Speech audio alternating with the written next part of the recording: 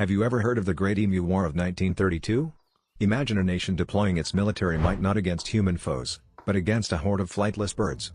In the dusty plains of Western Australia, farmers were losing crops to marauding emus, prompting the government to send soldiers armed with machine guns to combat the avian menace. Despite their advanced weaponry, the emus proved surprisingly resilient, outmaneuvering the soldiers and scattering in ways that made them nearly impossible to target effectively.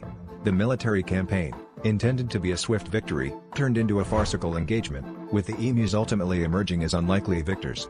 This bizarre chapter in history serves as a humbling reminder of nature's unpredictability and the limits of human control.